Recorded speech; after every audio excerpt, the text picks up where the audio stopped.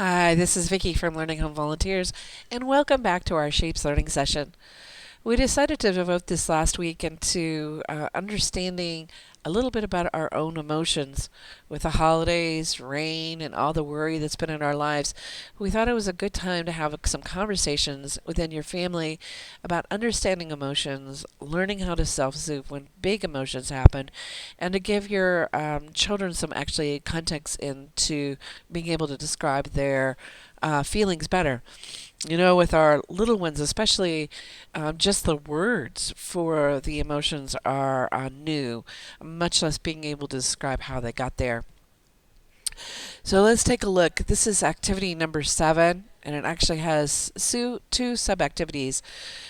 For the first part, we're going to actually be using pictures of children with words for the emotions that are on the ring. For little learners, many of them do not have the words to express their emotions, nor do they recognize the facial cues from others on their emotions. The first step is to provide them with words and tools to help them recognize facial expressions. And in your box, you're going to find a ring of pictures of children caught in particular emotions. You could start the conversation with the child with some context. This little girl is at a birthday party. How is she feeling? Um, what do you think does she need any help? What would you do to help her? Once they begin to identify the emotions, have them pretend to be one of them, mad, sad, with their face. These will all help them be able to kind of connect with the words for those emotions. The second sub-activity is actually playing with Play-Doh and constructing different feelings.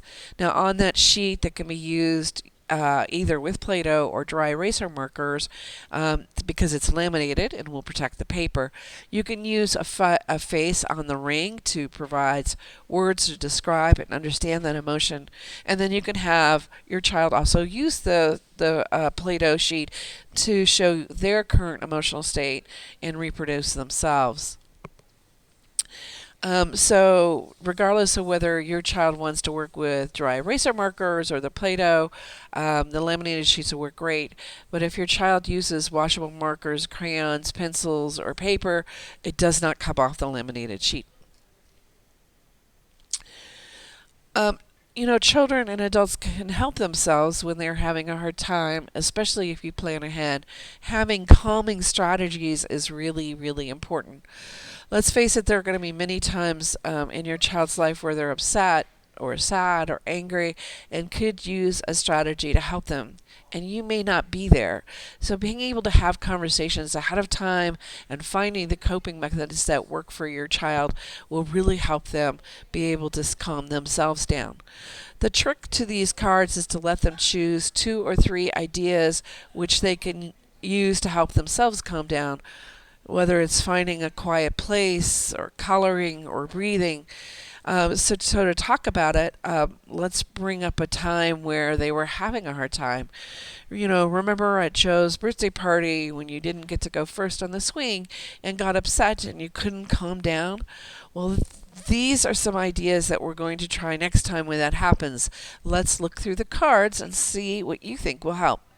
Now, once they've chosen 2 or 3 choices, you want to actually do them.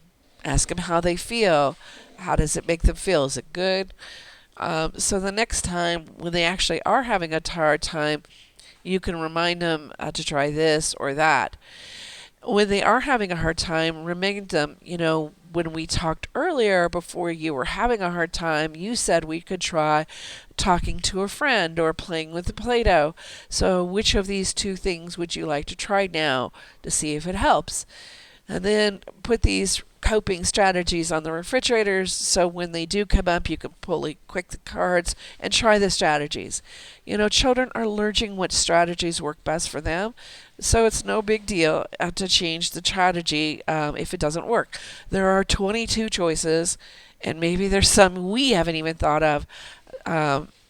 These coping strategies are going to actually take practice, so the more that you practice, the better your child will get. And then, I know we're adults and supposed to know, but it's a really good thing to communicate with those calming strategies are for you.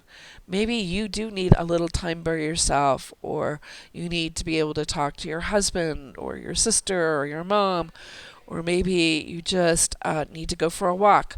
Whatever these things are, when your child notices that you're having a hard time, or when you notice you're having a hard time, you could say, remember, when we have these big emotions, mom really likes to blah, blah, blah. This will help us all work together to give people what they need when they're having a hard time. One of the helpful mechanisms for a lot of people is yoga. Involving the whole body is always a really good thing, and it can be done in a tiny little space, which is, really helpful and enjoyable. Yoga is actually something that's been found to help increase focus in young children, is really calming to them, helps them connect with their bodies and their minds when they're feeling. And Camilla has a few poses that are really simple for them to do, to try in a video, which will appear in the next session. So check it out and try it. See how your kids enjoy the yoga. Maybe you'd like it too, huh? Um, and then relaxation breathing helps provide a break during stressful times.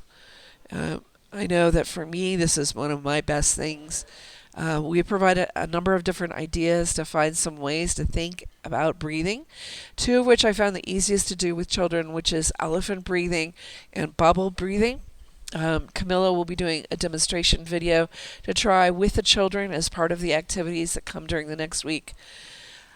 Well, that's all there is for this learning session. We hope that this extra time on emotions gives your family something new to talk about, and will help the next time when you have big emotions or just need a break.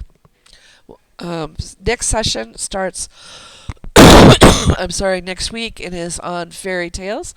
We hope you will enjoy it.